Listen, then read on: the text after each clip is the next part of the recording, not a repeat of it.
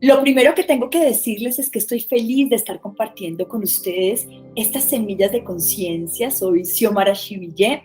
Me defino después de muchos años de caminar, de transegar, de hacer miles de cosas. Yo creo que soy una todera de la vida.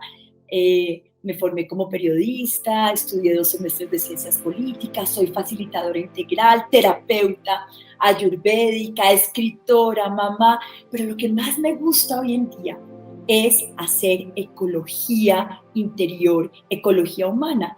Después de ser una vocera y una activista medioambiental, de sembrar muchos árboles y hacer reforestación en Torcoroma, en los cerros nororientales, en Cali, con Emcali, me di cuenta que el terreno y el medio ambiente más deforestado es el humano, que donde hay que sembrar más semillas de conciencia es en nuestros corazones. Así que llevo ya muchos años dedicándome a sembrar semillas de conciencia, me encanta. He tenido restaurantes que han sido como la primicia dentro de un estilo de vida saludable, he tenido mercados orgánicos, he sido creadora de espacios de bienestar de cuerpo-mente. Como periodista he dirigido programas maravillosos como el de Vive Bien, pero siempre la palabra bienestar y vivir bien ha sido transversal en mi trabajo. Los hermanos mayores de la Sierra Nevada me enseñaron que hay que vivir como el maíz, es decir, como el oro, y por eso hay que pensar bonito, actuar bonito, vestirnos bonito, amar bonito, y ese es el precepto más importante de la filosofía que hoy dirige mi vida, y es que hay que aprender a vivir bonito, y por eso estoy aquí feliz de compartirles mi vida, mi espacio de crecimiento personal que ha sido muy importante también, en donde me he dado cuenta que el autocuidado es fundamental, que la autoestima es fundamental, porque si no tenemos fe en nosotros mismos, pues no tenemos cómo pedirle al mundo que crea en nosotros, y la conexión con el alma, que es el enchufe y la fuente de la vida. Así que estoy feliz de estar con ustedes hoy. La verdad es que la paz es un estado del ser, y a veces nos ocupamos mucho de trabajar el hacer y muy poco el ser. Y de alguna manera la vida me dio como tantos remesones importantes cuando estaba en esta carrera que tenemos todos los seres humanos de construir el éxito, la fama, de tener dinero, de tener muchos diplomas, de tener la casa más grande, el televisor más grande, el carro más grande. Y de pronto la vida me dijo, a ver, tal vez eso no es lo más importante. Y cuando tenía así como el culmen de mi carrera, estaba en un programa súper famoso en toda Latinoamérica, 23 países, había pisado todos los escenarios de Latinoamérica, los más importantes, que yo nunca ni siquiera me imaginé que podía pisar, como Viña del Mar, el Monumental, el Gran Rex. Mi compañera con la que hacía el programa se suicida. Ese año se mueren mis mejores amigos en diferentes escenarios, en accidentes aéreos, el lago en Detroit, y ahí me doy cuenta que la vida es como un escenario que se prende y se apaga. Y ese escenario, pues tienes un instante para vivirlo. Y ahí me doy cuenta, yo en ese momento estudiaba ciencias políticas en los Andes, y una de las clases que más me gustaba era la de guerras mundiales con Abelardo Forero Benavides, que era un gran historiador. Y de pronto tomo un avión, voy para Benasque, a los Pirineos aragoneses, y encuentro un folleto que dice Universidad Mundial de la Paz. ¡Ah! Y yo decía, no puede ser, yo estoy estudiando guerras mundiales, pero hay una universidad donde puedo ir a estudiar la paz. Y tomé un avión y me fui a Oxford a un retreatment que ellos tienen, a un retreat que tienen súper bonito, y entendí que la paz se podía estudiar, que podíamos trabajar y cultivar todos los días ese estado del ser. Y empecé a estudiar Raja Yoga, y ya empezó todo mi camino de esta filosofía maravillosa que lleva muchos años en el mundo, que es el yoga. Y me fui a la India, a Montagu, a estudiar la paz. Y ese es un estado que realmente vale la pena construir, que nos trae dimensiones muy importantes, porque si tú estás en paz, eres más exitoso, eres más productivo, estás más saludable, y creo que vale la pena darle a nuestra sangre, a nuestra bioquímica interna, a nuestro cerebro, esa información de estar en calma, de tener serenidad, de tener control de tu cuerpo físico, de tener calma en el corazón, claridad en tu mente, pero sobre todo conexión con tu alma. Así que por eso para mí la paz se vuelve como esa semillita que hay que cultivar todos los días y que es la base para el éxito, para la felicidad y para la salud.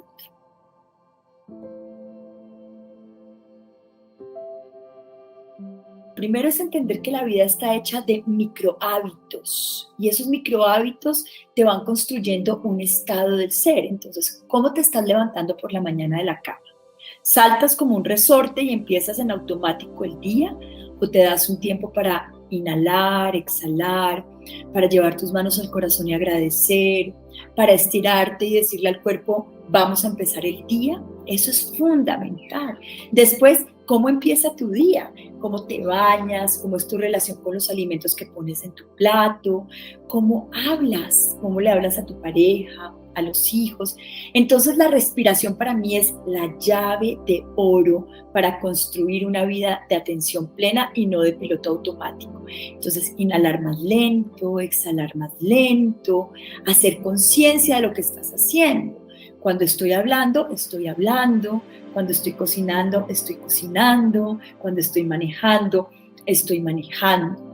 Entonces, traer la atención plena al momento presente, como digo yo, traer el presente al presente es absolutamente esencial para construir una vida en calma, un estado de serenidad. Porque cuando vamos hiperventilados por la vida, jadeantes, con una respiración súper cortica, la vida y la cabeza y las emociones y los pensamientos y las neuronas se mueven a esa velocidad. Entonces está uno acelerado, con la frecuencia cardíaca acelerada, pero si tú inhalas lentamente, exhalas lentamente, ralentizas esas ondas beta y empiezas a entrar a estados alfa de conciencia. Y en esos estados alfa, pues empiezas a tener más claridad, empiezas a tener más empatía, empiezas a tener más tiempo para una sonrisa en tus labios y esa sonrisa requiere que el cerebro cambie de bioquímica, entonces produce menos cortisol, produce más serotonina, más oxitocina, más gas óxido nítrico, que es el gas de la felicidad. Entonces hay que respirar más lento y esa es una de las llaves más importantes. Cuando tú me dices una clave es ralentiza tu respiración. En los momentos de más agitación, inhala más profundo y exhala más profundo. Y por ahí empiezas a entrar en un estado de meditación constante. Pues yo creo que cuando uno gesta un libro y nace un libro, hay todo un proceso detrás, un proceso de experiencias, un proceso de vivencias, un proceso de reflexiones y una cantidad de ajás que uno ha ido teniendo en la vida. Pero realmente la chispita se encendió cuando nos encerraron, cuando entramos en este retiro más o menos obligado. Y entonces yo me pregunté, Dios mío, ¿cuál es la luz al final de este túnel? ¿Cómo logramos sobrepasar estas olas del cambio? ¿Cómo nos adaptamos a estas nuevas circunstancias que ya ni siquiera son individuales, son colectivas, son humanas y son mundiales? Entonces empezó como este proceso de indagación interior de cuáles son los recursos internos que tengo para surfear estas olas del cambio, porque claramente todos entramos en un proceso de volatilidad, de incertidumbre, de complejidad, de ambigüedad. Un día nos decían una noticia, al otro día otra, un día había que lavar todo lo que entraba a la casa, al otro día ya no. Pues esto era una cosa realmente muy demandante y a veces que sobreponía un poco como nuestra estabilidad interior. Entonces lo primero que me di cuenta es que la vida no se define en la quietud, que realmente la vida es movimiento y que la vida se va a mover. Si estamos vivos, vamos a tener movimientos constantes todos los días y que la crisis es una realmente constante de nuestra vida. Cuando nos levantamos, la demanda de qué vamos a hacer en el día, nuestras relaciones con nuestros hijos, con la pareja, con los colaboradores en el trabajo, todo es una pequeña crisis, como digo yo, analógicamente, todos los días tenemos un Everest que escalar y cada uno tiene su propio Everest, con su salud, con sus relaciones, con sus finanzas, con su profesión. Entonces, ¿qué vamos a hacer para tener estabilidad en medio de la crisis? Porque la palabra crisis está en todas partes: medioambiental, crisis económica, crisis social, crisis política. Entonces, ¿cómo nosotros logramos establecernos en esa quietud interna? Entonces, lo primero es que claramente tenemos que entender que la crisis es una oportunidad maravillosa de transformación, que la crisis o nos hace crecer o nos hace paralizarnos. Y yo personalmente creo que hay que salir de ese cerebro reptiliano que nos dice corre, huye o paralízate y empezar a tener acciones inteligentes. ¿Cómo tenemos acciones inteligentes?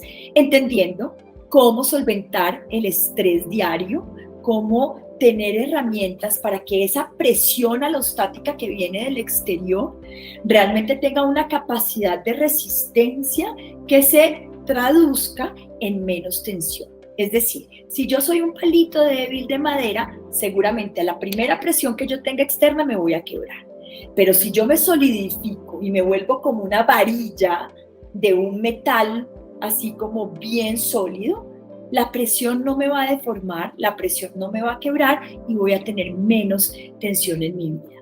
Entender que nosotros somos una fabriquita maravillosa de endorfinas y que entonces en lugar de tener demasiado cortisol que endurece nuestras arterias, que además nos pone en estado de excitación constante y de alarma constante, podemos producir a través del ejercicio, a través de la respiración, a través de la buena alimentación, a través del buen sueño, a través de crear buenas islas de serenidad, tener una bioquímica diferente. Entonces ahí empezó como toda esta estructuración de este libro, que al final son esas herramientas que yo fui encontrando a lo largo de estos 3 años pandémicos y por supuesto ahora en la pospandemia, porque claramente la cuarta ola que tenemos en este momento son los problemas mentales, son las ansiedades, son las angustias. Entonces, cambiar esa bioquímica es necesario, tener islas de serenidad,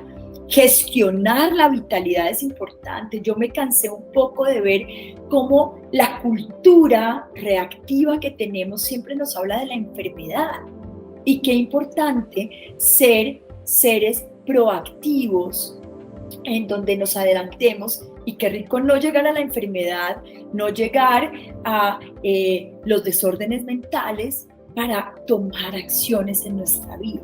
Entonces, por eso es tan importante tener como la resignificación de nuestro propósito vital. Y yo creo que en la pandemia todos resignificamos el para qué estamos aquí, cómo están siendo nuestras relaciones, porque además la familia ya se resignificó también, entonces había nuevas solidaridades, había nuevos espacios de compartir. Antes el papá y la mamá salían a las oficinas, los niños al colegio, pero resulta que estuvimos 2 años y medio, casi 3, viviendo en los mismos espacios, trabajando en los mismos espacios, estudiando en los mismos espacios.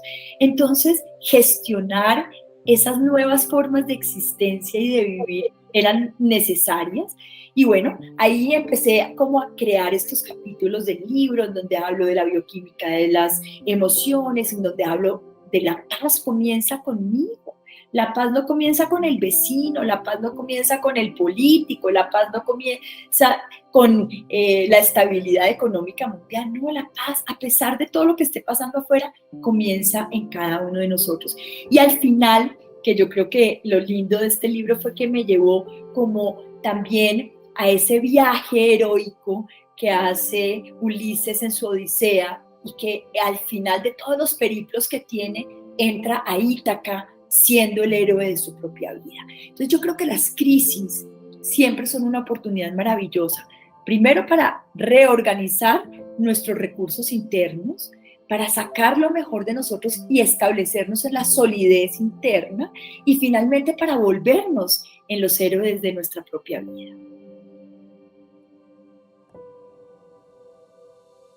Pues lo primero es que si todos los días estamos desayunando crisis, almorzando tragedia y nos acostamos con todas las historias de las novelas, pues creo que digerir la vida no es tan fácil.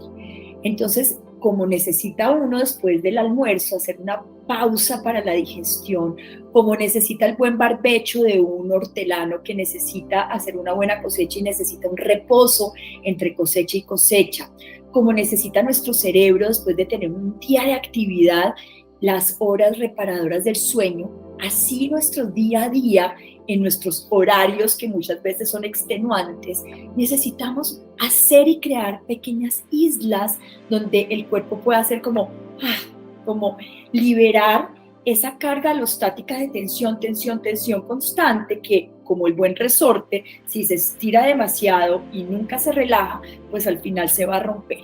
Entonces, si nosotros no queremos rompernos en nuestro horario del día a día, tenemos que crear esas pequeñas pausas y, como yo digo, después de las pausas, otras pequeñas pausas, y que la vida sea una sucesión de pequeñas pausas. ¿Pausas como qué? Tomarte un tiempo para respirar lento y profundo, para hacer una pequeña meditación, para descalzarte y hacer grounding en la tierra y tocar la tierra, porque todo el día estamos con estas ondas electroestáticas y necesitamos también desintoxicarnos y hacer polvo a tierra. Entonces, quitarse los zapatos, ir a un parque, hacer una buena caminata digestiva después de la hora del almuerzo, tener un pequeño nap o una pequeña siesta a lo largo del día. Entonces, hacer esas pequeñas pausas donde podamos ralentizar la actividad, donde podamos hacer conciencia de cómo estamos en la India, en el Rajasthan, en Mount Abu, cuando yo voy. Es increíble porque esto es una ciudadela de 30,000 personas y cada hora suena una campana que se oye en toda la ciudad y las personas literalmente, todo se pausa. Tú ves a la gente en la moto y para, la persona que está caminando, el transeúnte para, y todo el mundo se toma un minuto, se llama One Minute Breath. Y te tomas una respiración de un minuto para preguntarte, ¿cómo estoy? ¿En qué estoy? ¿Para dónde voy? Y como el buen piloto, poder recalcular la ruta si te das cuenta que estás estresado, si estás irascible, si no estás siendo proactivo en tu trabajo, si estás perdiendo el tiempo en cosas que no necesitas, poder recalcular la ruta. Entonces, esas islas de serenidad son maravillosas. Escuchar una fuente de agua, escuchar una buena música, tomarte el tiempo para tener una alimentación conectiva, entonces respirar antes de comer el alimento, sentarte en una mesa. Todas esas pequeñas islas de serenidad hacen que tu día se viva de una manera distinta, que tengas un día con sentido, que vivas en una acción inteligente y productiva frente a tu vitalidad.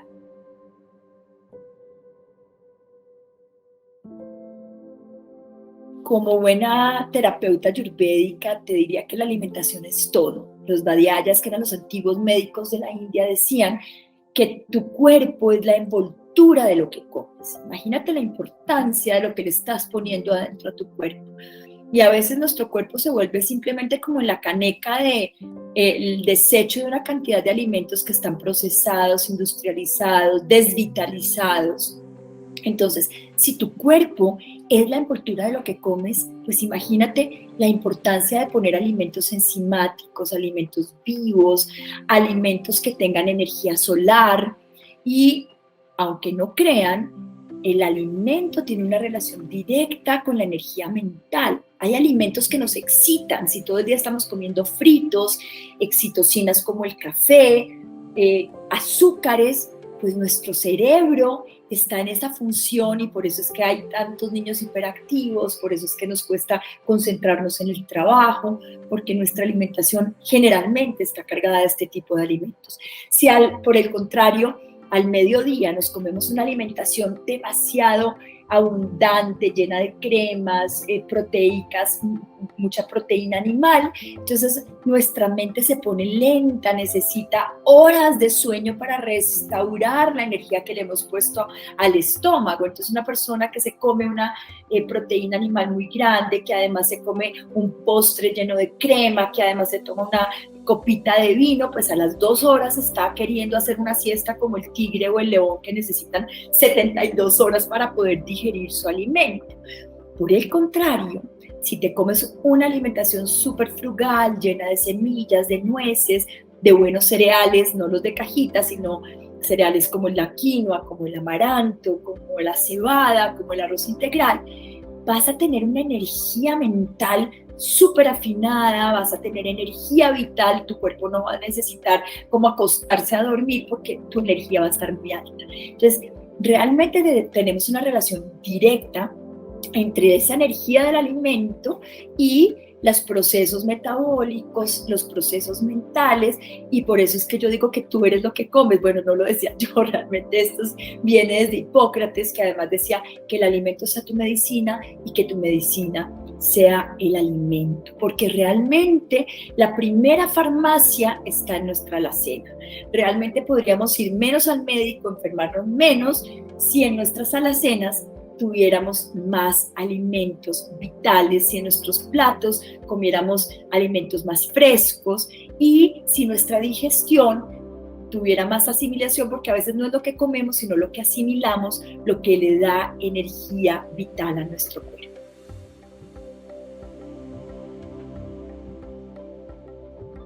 El pensamiento es la semilla de tus acciones, es la semilla de tus manifestaciones.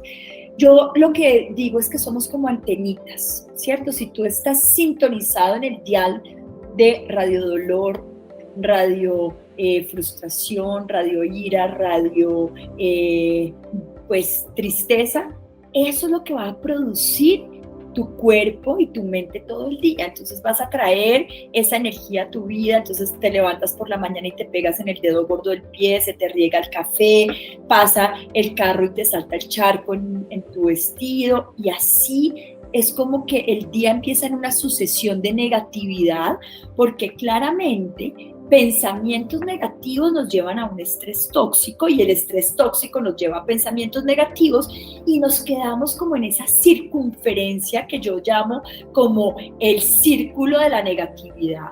Y cuando tienes pensamientos negativos, tienes una visión del mundo negativa. Es como que el vaso medio lleno, el vaso medio vacío te genera rabia, frustración, ves el mundo negro como si no hubiera luz al final del túnel.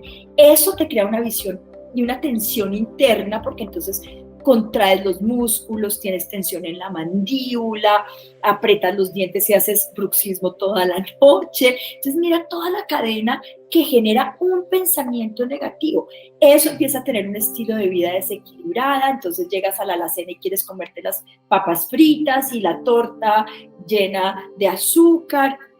Y entonces imagínate eso lo que produce, secreciones hormonales, de más cortisol, de más estados de tensión, la salud se ve perjudicada y eso que crea más pensamientos negativos. Entonces imagínate en la ruedita en la que estamos todos los días cuando nos conectamos a radiofrecuencia negativa, radiofrecuencia del dolor. Por el contrario, si por la mañana te levantas y pones el dial de la sintonía de el vaso medio lleno, entonces eso te crea, hay esperanza, hay positivismo, hay una sonrisa en los labios, hay alegría para empezar el día, y así se sucede el día. Entonces el poder del pensamiento es fundamental, y no es que haya pensamientos positivos, negativos o emociones positivas y negativas, hay frecuencias vibratorias, y tú sabes que hay un pensamiento que te pone en frecuencia eso, de espiral descendente, en donde todo se ve negro, en donde no hay esperanza, en donde esto se acabó, el mundo se lo llevó,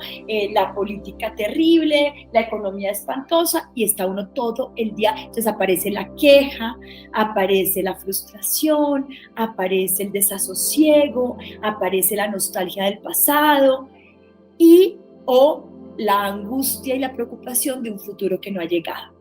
En cambio, el sintonizarte con lo bueno, lo bonito, lo verdadero, el positivismo y la alegría genera unas frecuencias vibracionales de onda en el cerebro que nos permiten tener más claridad, que nos permite tener soluciones en lugar de quejas, y por eso es que el pensamiento es la semilla de la manifestación en tu vida.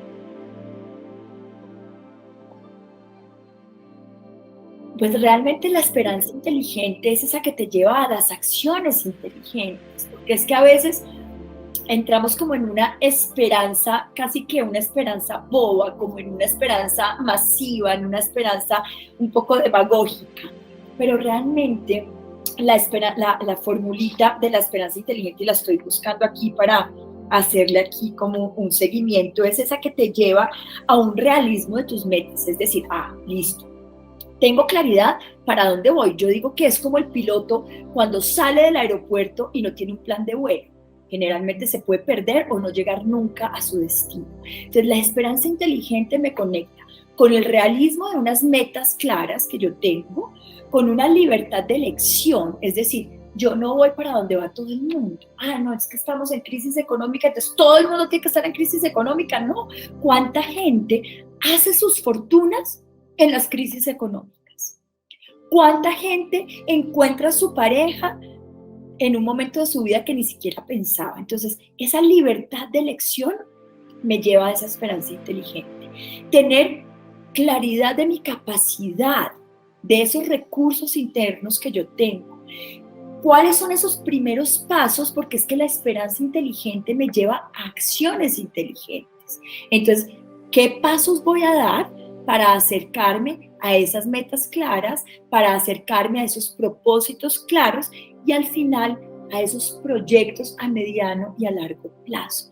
A veces somos súper inmediatistas y yo creo que vivir el presente es muy importante, pero tener también ese mapa de esos sueños, de a dónde quieres llegar, cuál es como ese goal que quieres alcanzar en tu vida, cuál es tu más alta aspiración, es fundamental. Entonces, la esperanza inteligente te tiene que acercar a la libertad de elección, a la claridad de tus propósitos y a las claridades de esos primeros pasos que tienes que dar para llegar a esas metas.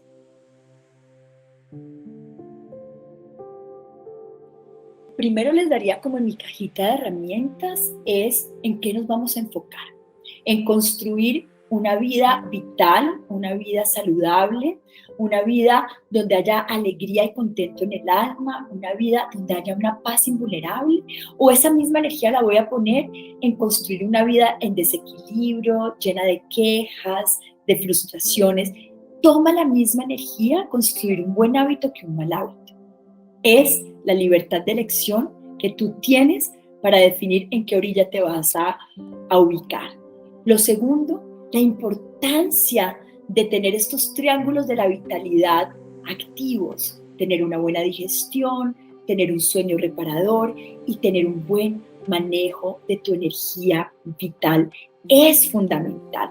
Construir un modelo de vida integral, donde el ser importe, donde el hacer importe, donde las relaciones fundamentales importen y donde los nuevos modelos operativos puedan activarse e imperar en tu vida. Es decir, como estábamos viviendo hace 3 años ya no nos funciona. Tenemos que resetear nuestra máquina, tenemos que actualizar y hacer un mindset para vivir en estos tiempos actuales.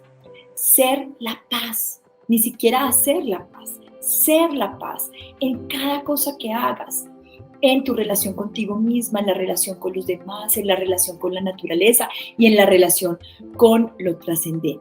Recordar que las crisis son momentos de oportunidad y ahí tienes una capacidad maravillosa de transformarte, de crecer, de sacar tus mejores recursos y de vivir con un espíritu elevado.